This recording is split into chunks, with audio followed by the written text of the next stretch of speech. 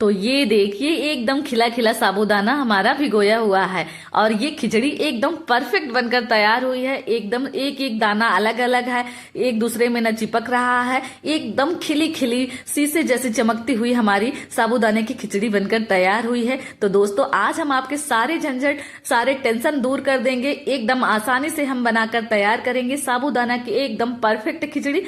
तो चलिए दोस्तों, नमस्कार, मैं हूँ रेखा और मैं आपका स्वागत करती हूँ स्वीटू की रसोई में। तो मेरे प्यारे दोस्तों, अगर अभी तक आपने चैनल को सब्सक्राइब नहीं किया है तो प्लीज प्लीज प्लीज आप चैनल को सब्सक्राइब कर दीजिए और बेल आइकन को दबाना आप बिल्कुल मत भूलिएगा। तो चलिए दोस्तों, बनाना स्टार्ट करते हैं। तो दोस्तों यहाँ पे मैं 1 कप साबूदाना ली हूँ और इस साबूदाने को हमें भिगोना है। आज हम आपको भिगोने का तरीका बताएंगे और उसके साथ साथ आप जान लीजिए कि मैं यहाँ पे बहुत बड़ा वाला साबूदाना नहीं ली हूँ, ना बहुत ज्यादा छोटे वाला साइज का ली हूँ। यहाँ पे मैं मीडियम साइज का साबूदाना ले रखी हूँ।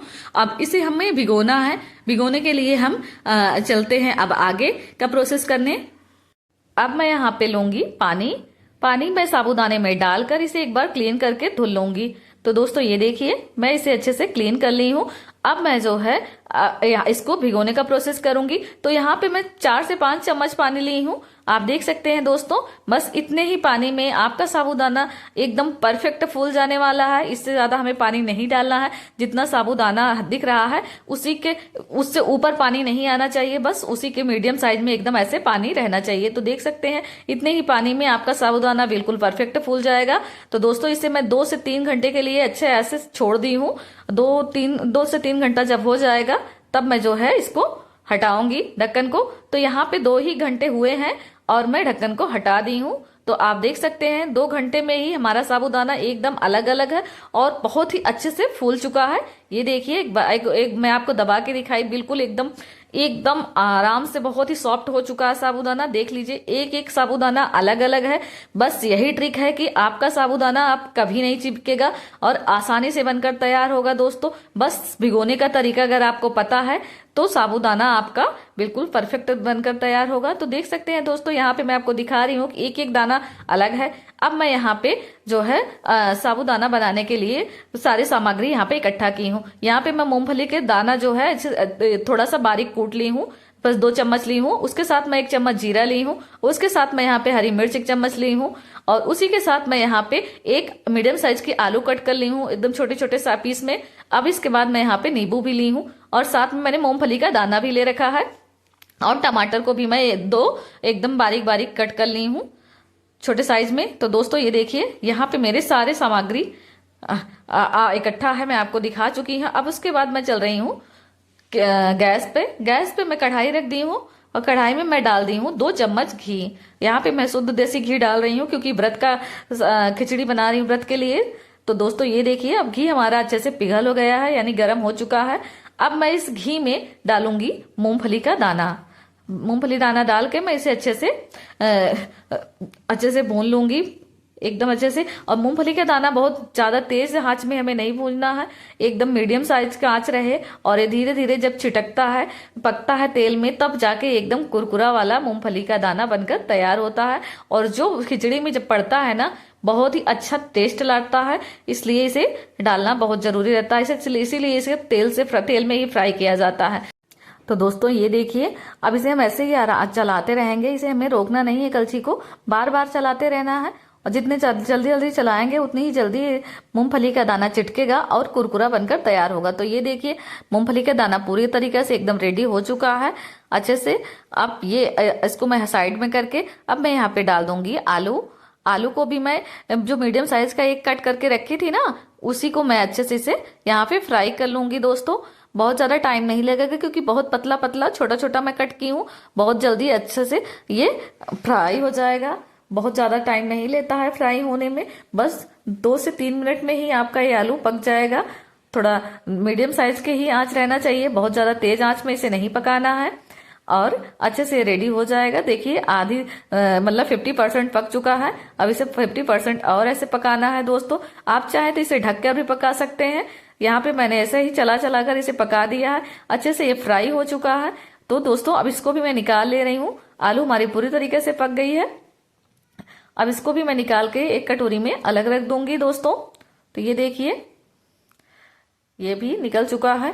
अब मैं जो है इस कढ़ाई में फिर से डालूंगी घी। यहाँ पे मैं 1 चम्मच घी और डाल दी क्योंकि घी पहले से भी कढ़ाई में था। और उसके बाद मैं यहाँ पे डालूंगी जीरा। जीरा मैं यहाँ पे 1.5 चम्मच डाल रही हूँ दोस्तों, छोटे चम्मच से। और उसके बाद मैं यहाँ पे 1 चम्मच मिर्च डाल रही हूँ, हरी बारीक कटी हुई। ये देखिए, यहाँ पे मैं इसको डाल के चिटकने के लिए, यानी मिर्च को भी थोड़ा फ्राई होने के लिए ऐसे चला दूंगी। जब हल्का फ्राई हो जाएगा दोस्तों, पूरी तरीके से इसे मिर्च को जलाना नहीं है, हल्के फ्राई होने में ही हम टमाटर को डाल देंगे। टमाटर को हमें ज्यादा गलाना नहीं है, इसलिए इसमें मैं नमक वगैरह नहीं डाल रही हूँ। इसे ऐसे ही चला के थोड़ी देर के लिए, यानी आधा मिनट के लिए मैं इसे ढकूंगी। और ढककर ही मैं इसे थोड़ा सा पका रही हूँ दोस्तों। यहाँ पे मैं आधा मिनट के लिए ही ढकी थी, बस अब मैं हटा दी हूँ। ये देखिए, सॉफ्ट हो गया है टमाटर, बस इतना ही हमें करना है।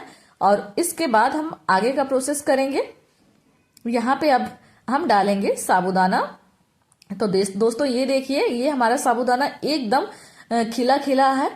किस तरीके से देख रहे हैं, दाने दाने एकदम अलग अलग है। अब इस साबूदाने को मैं इसमें डाल दूंगी। अब साबूदाने के ऊपर ही हम डालेंगे आगे का चीजें। यहाँ पे मैं जो मूंगफली रोस्ट करके और इसे थोड़ा सा कूट ली थी 2 चम्मच, मैं उसको डाल रही हूँ। उसी के साथ जो मैं आलू फ्राई की थी उसे डाल रही हूँ। और अब हम जो मूंगफली का दाना फ्राई की थी उसको मैं इसमें डाल रही हूँ दोस्तों। तो ये देखिए, मैं थोड़ा सा डेकोरेट के लिए रख ली हूँ, 4-5 दाने निकाल के।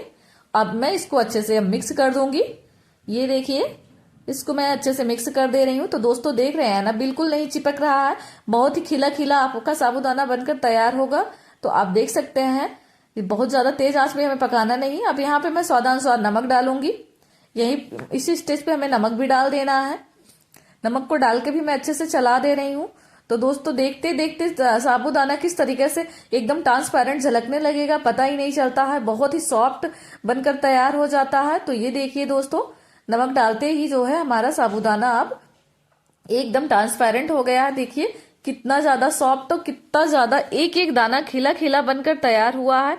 आप देख सकते हैं, यहाँ एक दाना चिपका एक दूसरे से नहीं है, पूरा साबूदाना यहाँ पे आपको खिली खिली खिचड़ी इसी कहते हैं, एकदम साबूदाने की खिली खिली खिचड़ी बनकर हमारी तैयार हुई है दोस्तों। यहाँ देख सकते हैं किस तरीके से अच्छे से हम मिक्स कर चुके हैं।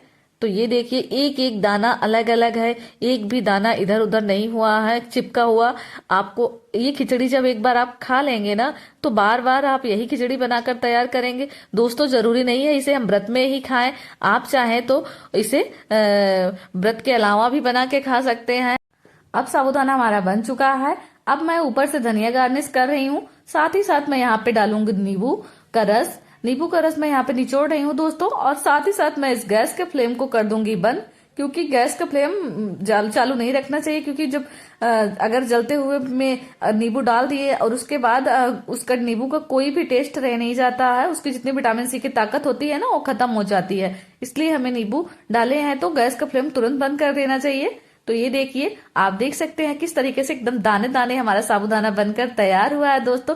अब मैं यहाँ पे एक प्लेट में सर्व कर रही हूँ। ये देखिए, बहुत ही टेस्टी और बहुत ही यमी, बहुत ही चटपटा हमारा साबूदाना बनकर तैयार हुआ है दोस्तों।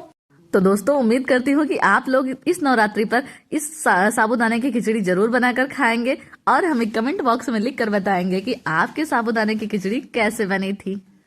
तो उम्मीद करती हूँ दोस्तों, अगर आपको मेरी मेहनत जरा भी पसंद आई है तो प्लीज प्लीज प्लीज आप मेरे वीडियो को लाइक, शेयर और मेरे चैनल को सब्सक्राइब करना आप बिल्कुल नहीं भूलेंगे। तो मेरे प्यारे दोस्तों, इसी के साथ हम लेते हैं आपसे विदा और मिलते हैं एक और नई वीडियो के साथ। तब तक के लिए अपना ख्याल रखिए और हमें ऐसे ही प्यार सपोर्ट देते रहिए। जय हिंद, जय भारत, बाय बाय दोस्तों।